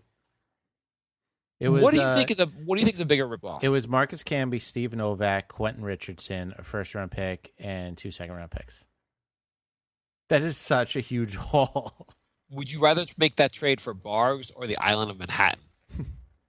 I would do that trade now, even though Camby and Richardson are out of the league. Like, I would do the reverse of that trade. Oh, my God. That is unbelievable how dumb of it. It's almost like Toronto was like, wait, what else can we get him to throw in? Yeah. It's almost like they called up. They were like, Knicks, we're proud to give Bargs away for free. Wait, you wanted to interrupt us and offer stuff? Oh, this is gonna be good. Ralph writes, I'm hungry. What shall I eat for dinner? Tacos. Tacos. Do you know what Toronto ate for dinner? The Knicks. Andrew, did you see Bargs got waived by the Nets? Dennis writes, can Jay dance better than Porzingis and our pick Guillermo Hernagamalabalwa? No, I saw that video. They're way better than me. Shane writes, if we can't sign any big name point guards this summer, should we fold the franchise? I mean, would you would you mind signing Brandon Jennings for a reasonable contract? He's always wanted to be a Knick and always kills us always kills us when he's against us for drafting him. What was it? He always kills us when he's against us for drafting him. Everyone kills us when they're against us. Yeah. I would say Jennings is not a bad. I mean, he's a guy who can break down defenses. He's just not a great shooter. He's a terrible shooter and not a very good defender. You know, Grant looks like he can break down defenses also. Can you please pan your camera? What the hell are you talking about, Steven? What's wrong with my camera? Look at my face. There you go. Okay. Oh my God. What the fuck cares, Steven? Greg writes, there are 27 games left. We can still make the playoffs. And then there's Phil Jackson hiding his face in his shirt. Ben, can we discuss how maybe there isn't any good move, so the best move is to do nothing? Really evaluate each move. Like, why can't we just give Grant 30 minutes tomorrow night? Yeah, why not? Grant? Why the hell not? What is going to happen? Oh, we might lose. We might lose by 20. We won 1 out of the last, 11 games, but, playoffs. You know, Ramis, if you win, 1 out of every 5 games, you get to keep your job. Really evaluate each move like we're a shitty market team where a move is make break. Knicks are kind of getting rid of the desperate cologne smell, so let's keep going. Knicks are just attracting flies. Hopefully that changes soon. Go Knicks. All right. Okay. Shane writes, would you guys rather have Brooke Lopez or stay with Robin Lopez? Apparently Robin can't do anything for us. Robin. That was apparently posted prior to Robin becoming very good. The last 2 games look great. He's been amazing the last 2 games. I think Robin Lopez, you keep feeding him the ball, he'll score. He can score points for you. Not to mention he's a way better defender than Brooke. Brooke looked really good against the Knicks the other night. Yeah, he did, but no. Brooke's not a bad player. I just don't think he's worth the money, and I think Robin Lopez is a pretty good player. If we had a point guard feeding him the ball, he would look a lot better. Yeah. We're like, oh, hey, center. Here's the ball 25 feet away from the basket. Try to create your own shot. We have no one else to help you. Ralph writes, I want Fisher back after the firing. I don't. Okay. Ralph writes, will Jimmer help? If you mean having another guy to cheer from the bench, sure. Adam writes, will Fredette be signed until the end of the year? Good question. I doubt it. I guess it's possible. I doubt it. Will Jimmer get a second 10-day contract? Also doubt it. I mean, I would like to see him do really good. I would be shocked if he doesn't get a second 10-day contract. But Yep. Francisco writes, you know what also? You could argue the Knicks wanted to see how Jimmer would look in practice against the Knicks. But yet they signed him after they had a week of practice. Like, they had the week off from All-Star. They had some time to practice together. That's a good point, yeah. Why not sign Jimmer before that and see what he can do? Like, it's not like they're practicing. They're not going to practice tomorrow morning. Right. It would have been nice for him to get practice with the team. But you know what? He had to get some some Westchester Knicks games in. That was very important. Francisco, do we know the value of our roster? $7. Well, also, do we know the value of our roster? Apparently, based on the trade proposals seriously proposed by Knicks fans over the last week and a half, no. Can I give Kyle O'Quinn and get Kevin Durant and Westbrook? People really think they don't think that trade, but the people really value the Knicks players way more than anything else in the NBA does. Yeah, there's a reason we made no moves. I mean, we tried. Nobody wanted any of our players. Hi, Atlanta. Can we have Jeff Teague? Phil made me call. Francisco writes, I would give Mike Conley a 4-year max contract. If you keep Melo, it doesn't matter anyway. I don't believe Westbrook coming to New York. Why should he? I don't know. I feel like Conley's age doesn't match up with Porzingis. It just still seems lopsided. Well, when is Melo out of here? I think he's got 2 more years, maybe 3. If he has 3 more years, you give Conley a 4-year deal. You have 1 extra year of Conley. Yeah. That's pretty good. That's pretty sound logic, Francisco. Yeah, that's true. I didn't think of it that way. And you're not getting Westbrook. Probably not. And if you do get Westbrook, you could trade Conley really easily. And the salary cap's going up. Yeah. And if we enter into good team status, we get to spend $30 extra million. Kareem writes, why did the Knicks not make any trades? Is it because nobody wanted our shitty overpaid players? That is correct, sir. Good question, good answer. Greg writes, do we have Woody available? We do not have Woody available, Greg. It's not like Derrick Rose. We can't just bring Woody on anytime we want. I just keep Derrick at our apartment. Yeah, at all times. Are you guys mad that we didn't get a single player this past trade deadline? Yeah, I wasn't really expecting much. Yeah. I wish we could have made some cut. I wish we could have pulled off getting something. Grant writes, can we kick off the Knicks haters off your Facebook page, or would that be against the Phil Jackson way of Zen? So basically just Steven. The Raptors will be receiving New York's pick at number 8. Thank you, Steven. No, we're not kicking any Knicks haters off the page. You know what will happen? We'll kick Knicks haters off the page, and then I'll get kicked out also. David writes, do you want any part of a Rondo free agent signing this summer? I don't. Wait, Jay. I know what Jay's going to say. He would love to get Rondo. He loves Rondo more than anything. Oh, yeah. How mad would you be if the Knicks got Rondo? Pretty mad. Rondo's not coming here because he said he doesn't want to even play in the triangle, so you have no concerns. But don't you think that Rondo would make the Knicks better? Until he implodes the team with his stupid attitude. Why are the Timberwolves so bad? Don't know. How many first round top 5 picks do you need? All of them.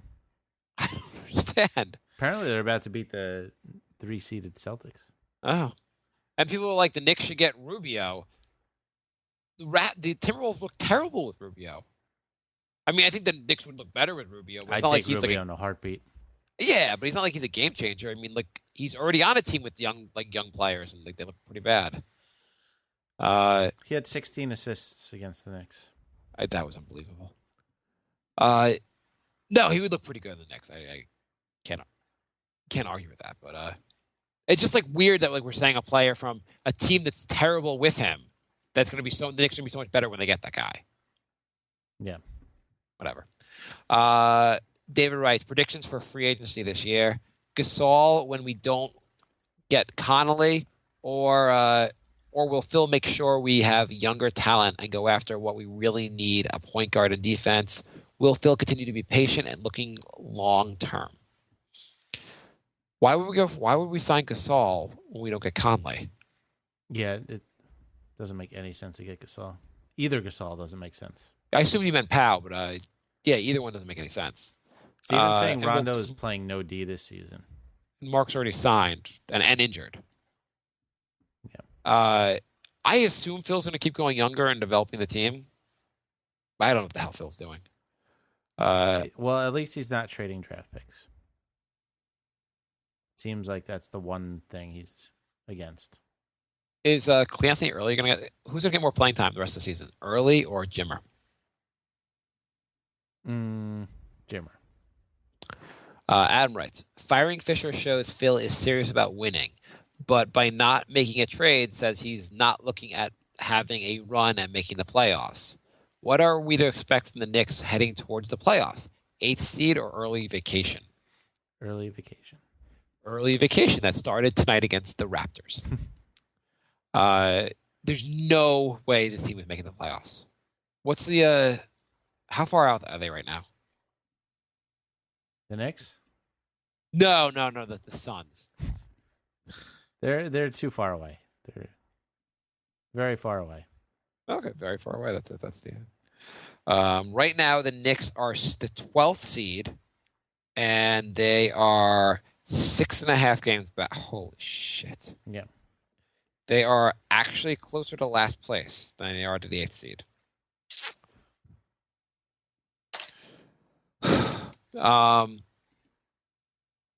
Blake writes, is Phil Jacks really staying put, or a reunion with G-Bus and the Lake Show after his contract is done on the horizon? He's staying. Well, when his contract is done, he's gone. Yeah, but he's staying until his contract's up. Yeah, I would say. Well, I think he can opt out after next year. He can, but he's going to stay. Do you want him to stay? Yeah. Okay. He's not doing anything overly dumb, other than that first initial trade where we got Calderon. But since then, he's been good. He hasn't traded. He's gotten more draft picks than he's traded. Who would you rather have right now, Calderon or Felton? Felton. Is it close? No. He did all this to get. He doubled Felton's salary and got someone worse. Yeah. Stephen writes, who called it? Thank you, Stephen. Pretty sure I called this at the beginning of the season. Ron writes, if Rambis coaches the team to an above 500 record, would you want him coaching next season? Nope. Ron should have also wrote, if Rambis grows wings and learns to fly, can he be the new charter for the plane for the Knicks? Can they all fly on his back from game to game? Andrew writes, your review of the 10 trades that happened over the past week. Let's wait because it looks like 2 of them might get voided. 2? Yeah. Fry might not pass his physical, and Montejunas failed his, so that one's getting. Is there anyone that was particularly worth mentioning? No. There were no real big trades. It was all kind of like bit players. I would say, do you think Varejao is just spying on the Warriors? Maybe. I mean, really, there was no real impactful moves. Do you think this Warrior team could beat the 97 Bulls? 96 Bulls or 97? Whichever Bulls team won 72 games. I think it would be very close. They were talking about it on the radio today, and they had the good point that so Steph Curry probably would be guarded by Jordan. How many points is Steph Curry going to get when he's being guarded by one of the greatest defenders of all time?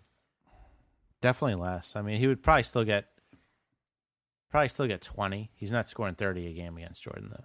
I mean, he'd still get over screens and just if you shoot the ball from 35 feet away, he's going to get some shots off. Yeah, exactly.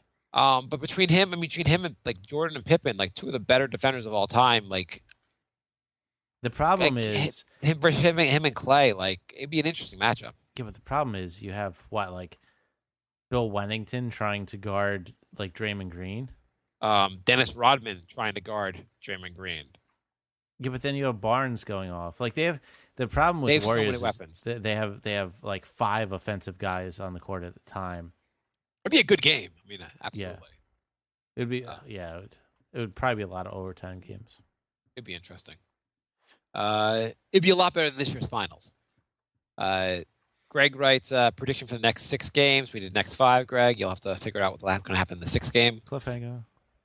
Greg writes impressions of our new coach Rambis so far. That's my impression. That's the sound of Jay farting on Rambis. And my 4-year-old son would think that's hilarious. Greg writes, at this point, how realistic are we that we're going to the playoffs? 0 realistic. We are completely realistic about it. We know it's not happening. Greg writes, it's a picture of Kawhi Leonard. Reason why Kawhi Leonard isn't playing tonight.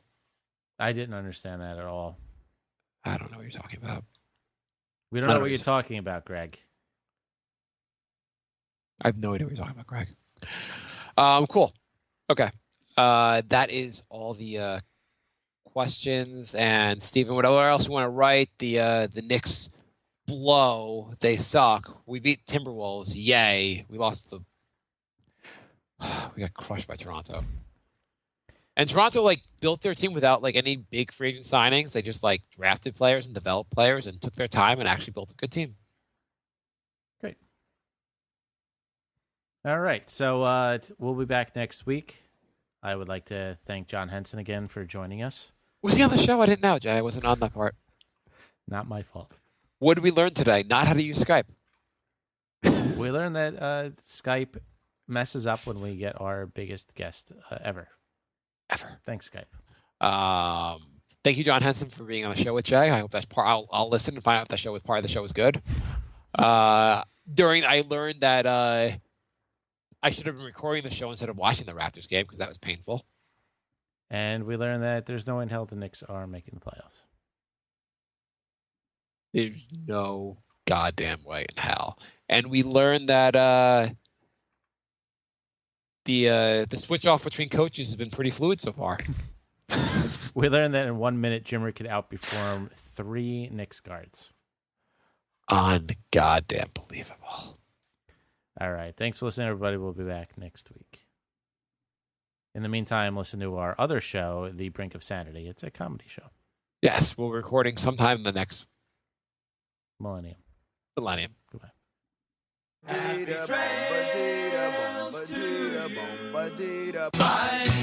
love. Goodbye, everybody. Goodbye. It's all over. Goodbye. It's time to go. This is the end.